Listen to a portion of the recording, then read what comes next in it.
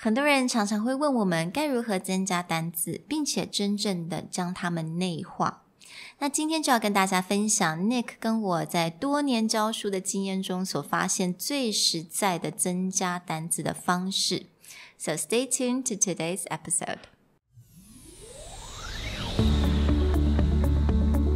episode.Hello， 欢迎来到商业英语 Career Plus 的 podcast。在这边，我们利用多年国际职场与教学经验，带给大家最真实与贴切的职场英语知识。Hi, I'm Sherry, founder of Executive Plus. As a language trainer and certified coach, I've trained hundreds of managers from Fortune 500 companies such as Dior, Google, and Deloitte & Touche. And I'm Nick, Director of Communication Strategy at Presentality.I've helped startups raise millions of US dollars in funding and trained executives of publicly listed companies to present on the global stage.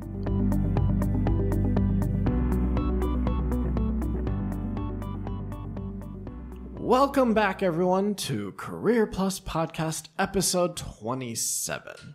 Now, today we're going to dial it back a bit and talk about the fundamentals of English learning, specifically vocabulary,and how you can do it more effectively and probably walk away a bit from those bad habits you developed throughout cram school and childhood. 那这个单元也是算自从我们做了那个在家自学的那个单元 How do you study at home?我发现蛮多人喜欢那个单元，然后我们想说其实我们也常常很多人都会问我们说如何增加单字量。那单字量这个东西说其实没有错，当你在生活当中或者在工作当中，你是有的时候是需要去增加这些单字量，但是我们的重点是你还是要知道该怎么样去用它。那有很多人就会常会觉得我到底要增加多少个，我一个礼拜记30个 Can I memorize 30 vocabulary per week? Yeah, and this is like a bad habit pulled over from grade school or cram schools where like, here's 10 words you need to memorize. Now write them down 100 times. And then you find out that no one remembers anything. Or even people who are studying for GRE and they're like, oh, I have to memorize these words and I have weekly quizzes on the translation. And then you're like, okay, use that word in a sentence. Be like, yeah, it's like, when's the last time you ever heard that word? Exactly. 所以其实我们今天想就是我们就先把那些放掉，那我们先来听听我们的一些 suggestion， 因为我们想要推荐一些不同的方式给大家，很自然的去增加你的单字量。那我们也分成了4种等级，有 basic, intermediate, lower advanced 还有 high advanced。And the reason that we broke it down this way is the examples we want to give you are all things that you can see language practiced in real life, getting used. We're never going to tell you to pick up a dictionary. We don't recommend going to find word lists.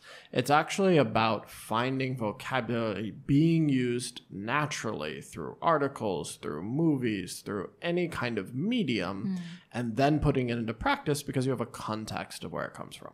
Yeah. So we're going to start with basic.那我觉得这个部分有很多人从来可能不会去想到，就是 children's books and children's cartoon, right? Right. That doesn't mean any children's book or any, if you want to go pick up a biscuit book and read along with your elementary or kindergarten, it's probably a little too basic for you starting here. But even at the most basic level, watching certain cartoons,、and looking for children's cartoons that have more of an educational content. Something like The Magic School Bus, right? They talk about the human body and they go through the different circulatory system and nervous system and the body parts. And they do it in a way that's a bit entertaining. Now, the reason that we're advocating starting here is because a lot of people are like, I'm going to learn vocabulary. I'm going to improve my English by listening to BBC radio every day, right? That's like if you were like, I'm going to learn how to swim by jumping into the deep end of the pool and seeing if I can figure it out, right?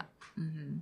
所以其实我们建议大家就是从比较基本的、比较简单、比较容易能够让你内化的一些 information 开始。 So again, Nick 刚刚所讲到了 Magic School Bus. Magic School Bus 基本上应该 how many years is that? Like 30 Yeah, I know they updated it, but, I'm going to pretend that doesn't exist because my true childhood memory is the old, 2D flat. It's around for a very long time. 然后它的其实有非常多主题都是跟科学啊、人体啊、各式各样的主题都有关。那我觉得 it's a very good show. And I want to recommend 2 other shows.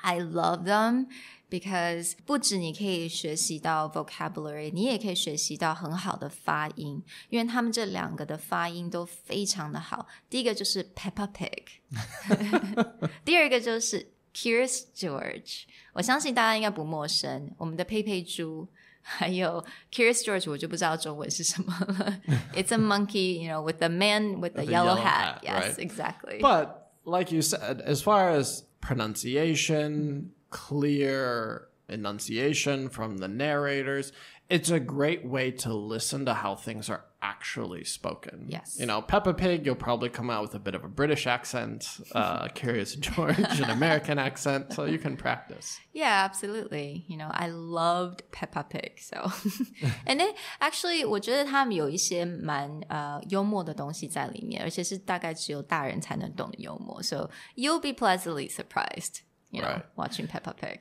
Now, a slight step up from that is watching Disney movies. And I'm not talking about more recent, even from 90s into 2000, 2010s.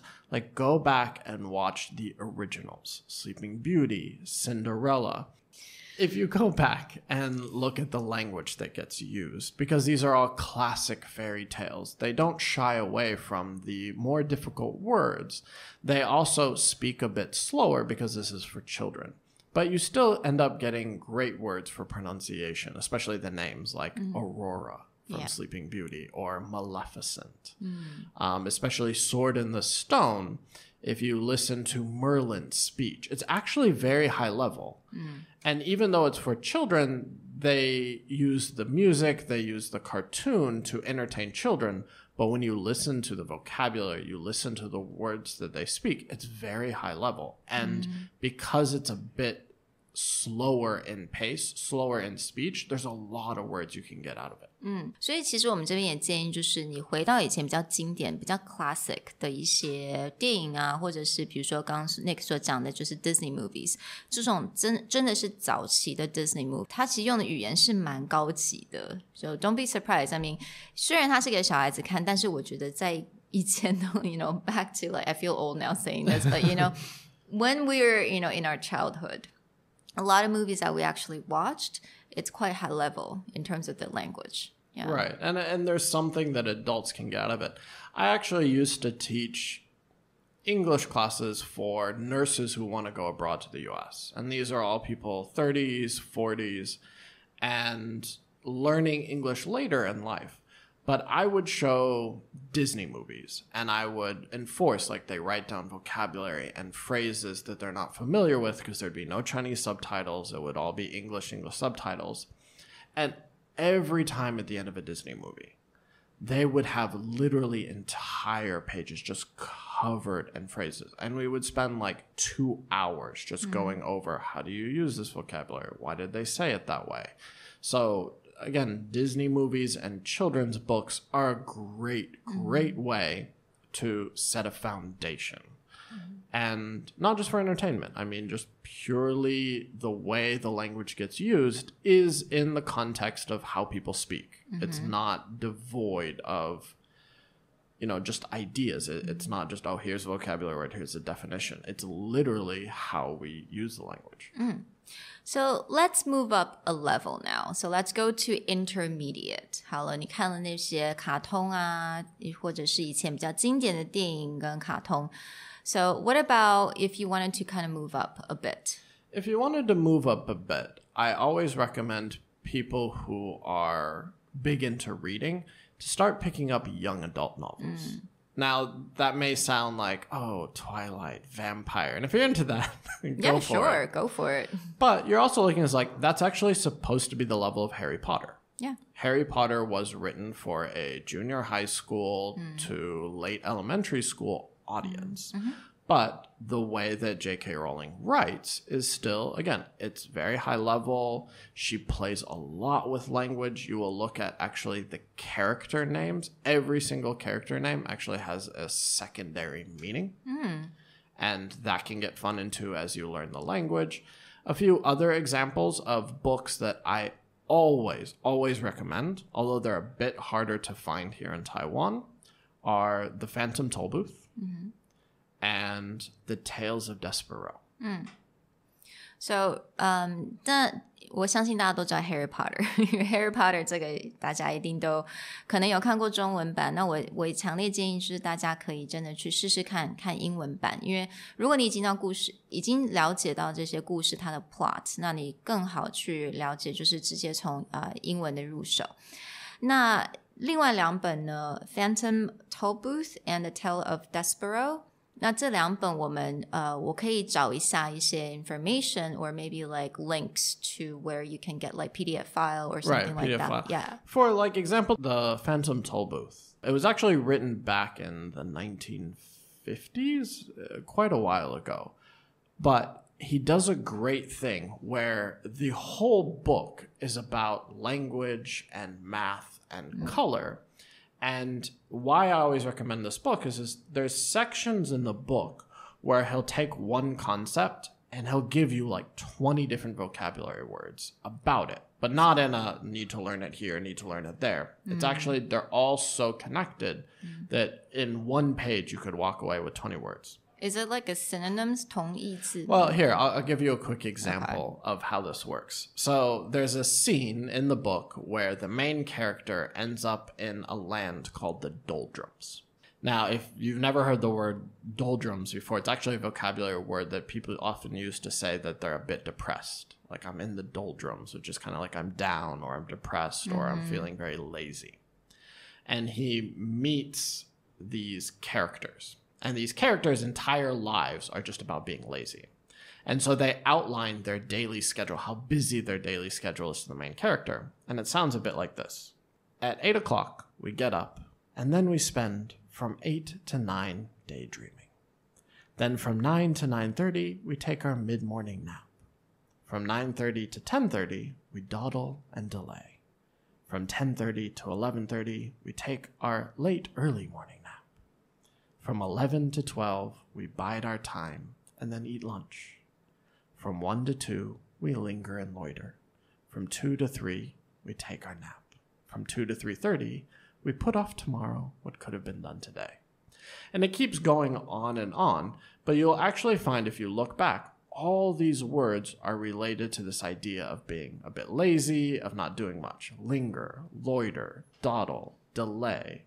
Put off. Yeah, put off.They use loaf, lounge, dilly-dally. Essentially, it's literally within just one page. He gives you every word about being lazy. And throughout the book, it does this consistently as you meet characters that personify or who are basically a representation of a certain idea. So there's a person who's extremely loud and he uses 30 different vocabulary words to describe loud sounds or sharp sounds, cacophony. And...This book specifically, if you want to see synonyms used in action, it's a great example of that. All right. Now, the other book that I recommend, The Tales of Despereaux, is a book that uses vocabulary to create amazing imagery in your mind. It uses a lot of images of light and dark, and the writer is really good at doing this.But even there's a lot of adult vocabulary. In that book specifically, there's a mouse who goes on trial for talking to humans. And the mouse court, the mouse council is going to throw him out of the mouse world. And even just one sentence like this. We, the 14 members of the mouse council, have discussed your behavior.First, we will give you a chance to defend yourself against these rumors of your egregious acts. Did you or did you not sit at the foot of the human king? Right? Rumors, egregious acts. This is a young adult novel, but here are, again, very high-level vocabulary in a really entertaining book that is meant for a more intermediate level. Oh, one thing I wanted to ask is that I always advise my students to read out loud because I think it really helps their ears to get, start adopting that sound, right? Yeah, reading out loud is a great way. And two, it slows you down. A lot of times when we're just reading by eyesight, we speed up. And there's a lot of classes about how to read faster, which may help you as far as doing research. But honestly, reading faster may hinder your ability to improve your vocabulary, your ability to learn the language.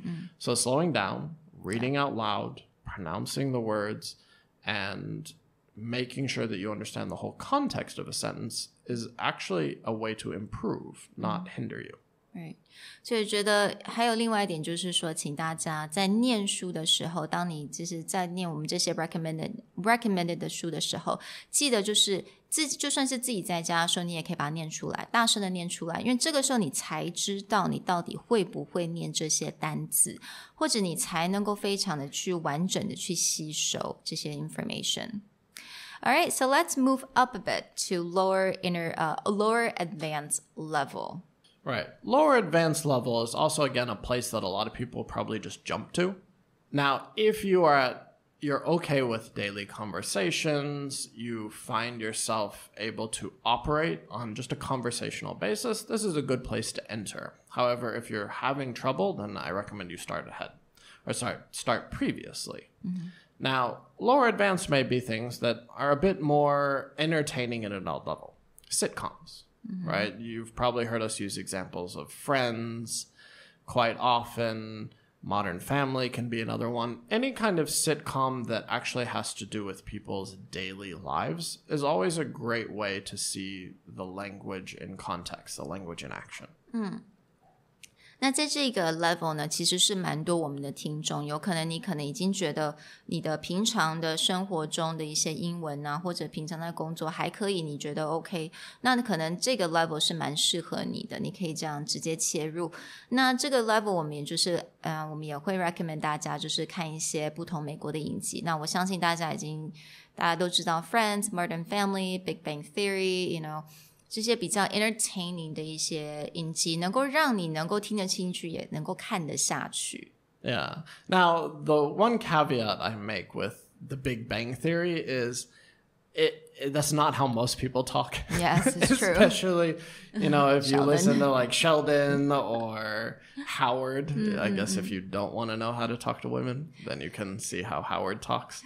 But a Big Bang Theory was actually designed to be a bit more intellectual, so I would put that at the very top of this low intermediate. But Friends, you get a nice range. Joey is the most basic and kind of simple-minded type of speech, but then you also have like Ross, who is more of the intellectual of the group. So a lot of what he says is something you can follow to make your vocabulary more sophisticated, per se. Okay. So now what about reading? Reading this is a level that you can start getting into a lot of magazines, online articles, follow blogs of, say, fashion or architecture or any kind of hobby that you may have. Because at this point, you probably have enough of a baseline vocabulary to... Now, when I say magazine, I don't mean like Tutor, ABC Live. I mean like a magazine. 就是真正的杂志啦。Yeah. Now... Be careful if you pick up like Monocle or Economist. This is a bit too specific, but we're looking at more just like hobbyist magazines. Yeah, like what you're interested in, topics that you're actually interested in. Right. Yeah. And another thing that we really recommend you guys is listening to podcasts. Yeah, like ours, of course. Now, there are podcasts out there to help improve your vocabulary. For example, there's a great new podcast out called English Cappuccino, where each morning they just take one word, give you some context and examples of how to use a more high-level vocabulary, not your basic things that you will just find in any kind of grammar vocabulary book, but actually words to help you maybe sound more sophisticated or advanced. But again, they're just giving it to you one at a time. 所以我们很建议大家能够去听听看那个 English cappuccino， 那如果它的中文叫做英语卡布，那这个部分呢，其实你会发现这两个 host 的声音还蛮 familiar I don't know why. I don't know why. You'll find out. 但是我觉得这个 podcast 就是当你很想要知道新的单字，当你也希望知道它的不只是它的那个字义在哪里，那你也想知道到底要怎么用，那这个 podcast 它其实都可以带给你这些 information. Moving on to the high advanced, or AKA where everyone who wants to learn vocabulary thinks they should start. But really, this is your top level. Right. At the high advanced level is when you can start getting into reading the New York Times, the Wall Street Journal, Harvard Business Review, listening to BBC Radio. Because, again, these are meant to be highly informative, highly intellectual conversation pieces. So they don't slow down. They don't stop to think about who their audience is. They're there to just give, the newest and greatest in tech or the newest news. And this is where, you can pick up really great vocabulary. You can learn a lot of things, but don't jump into the pool here unless you are ready to just get hit with a wall of new vocabulary.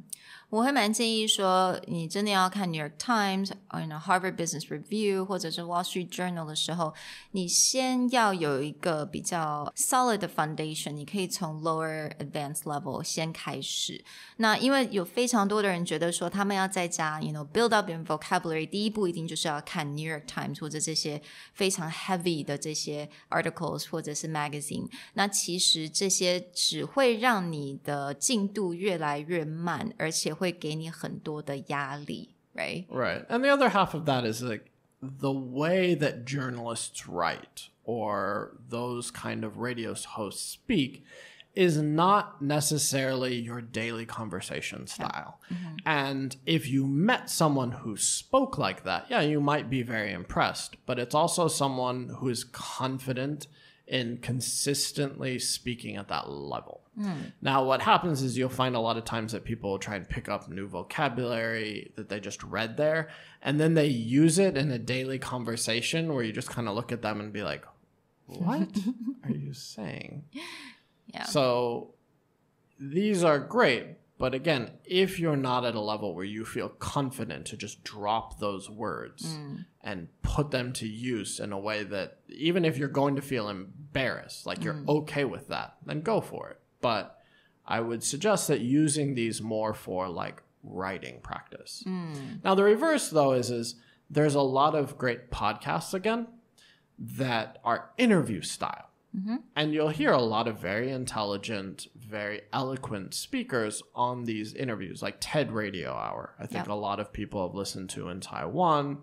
The Tim Ferriss Show is one that I really recommend. He interviews a ton of very successful, well-spoken individuals. And I believe for a lot of him, you can find the transcript. So if you listen to it and there's a particular section, you can actually go to his website and find the written out transcript. So that's a great one to go as well. And one thing that I've been listening to is the 60-second science. It's just a very quick, 1 minute, a bit of information, but it's new. And that's something I actually like listening to a lot. Yeah, that one is also a great way to learn how to take really technical or scientifically complex ideas and break them down into very clear, concise. And that's actually even a more difficult skill than this high-level vocabulary. But how do you take something that's incredibly complex and make anyone able to understand it very quickly? And we also recommend, this particular podcast that you're listening to. You already know. 对，所以如果你已经在这个 level， 那恭喜你，你在我们的 high advanced level. All right, so I wanted to talk about something that everyone wants to know. 所以我非常多学生 again， 我们在刚刚之前就有讲到，很多人都觉得说我一个礼拜一定要增加几个，来15个或者是30个单字。但是其实会发现说他们记了那么多的单字，到隔了一天或隔了一个礼拜 they forgot everything. Right. So here's where we're going to contradict a lot of what you have been ingrained to learn before. Here's how much vocabulary you should learn. One. Just one. One a week. One a week. Yes. The reason one a week is because when you learn this vocabulary word, that entire week should be devoted to putting it to use. Emails that you write, when you talk to someone, when you listen to something, put that word into Google, put that word into YouTube, and just download every piece of information about that word that you can. One. Now, it sounds not very much. One a week. Oh, it's too easy. It's too simple. But think about it. At the end of a year, if you consistently did one a week, you would expand your vocabulary by 50 words that you can use. Not 50 words you memorize. Right. 50 words you can comfortably pull out of your lexicon and use with confidence. 所以我们真的建议大家一个礼拜一个新的单字就好了，因为你要将这个单字完完全全的 internalize 内化，真的会用它，那真的一个字 one a week 真的就够了。那其实这样一年加下来 you got 50, right? Right. Yeah. Now, you can go up from there, but that doesn't mean go 1 to 10. Right. That means 1, and you find that, all right, that week I'm dropping word bombs. I got this all over the place. Every email, I threw it in there, and no one was like, what the hell are you talking about? Then go to 2, right? But piece by piece. Yeah. For me, as a native speaker, a sign that someone's English level is really good is not high-level vocabulary. To me, a sign that someone's English level is really good is that they know how to speak the way that another native speaker would. They can have a conversation with me and throw a word in there, not to quote-unquote sound intelligent, but they throw a word in there because that's just how we would use it. Like, that's the correct context. That's the correct usage. It's not just like, oh, yeah, I'm going to use this really important word. It's more like, they just knew the word and it rolled off of their tongue as though they're totally comfortable with that word. 所以真的很了解要怎么用一个单字其实是最重要的，而不是说你知道了多少个新的单字。Right? So I really hope you guys enjoyed this slightly longer podcast. 非常希望大家能够去想想说你平常要怎么样去建立你的 vocabulary bank， 因为其实方法也非常的多。但是 again, 最后一点就是当我们都知道嘛，听说读写。那当然在自学的时候，你说可能比稍微没有你需要别人。那如果你自己来的时候，那你就可以用听读跟写的部分你就可以再加强，那说的话就是尽量能够找到机会你就用这个新的单字。 And for those of you who quickly missed that reference, check out our new podcast, English Cappuccino, where twice a week we give you one vocabulary word that you can study, learn, and listen to in context in less than 5 minutes of your morning. 所以就到我们在 Apple、Spotify、Google Podcast 都有，你只要 search English Cappuccino 英语卡布，你就可以找到我们哦。 We'll see you guys next time. Bye. Bye. 如果你喜欢我们的 podcast， 欢迎来追踪我们的主管英文 Executive Plus 的 Facebook， 那也可以写信到我们的信箱yourcareerplus@gmail.com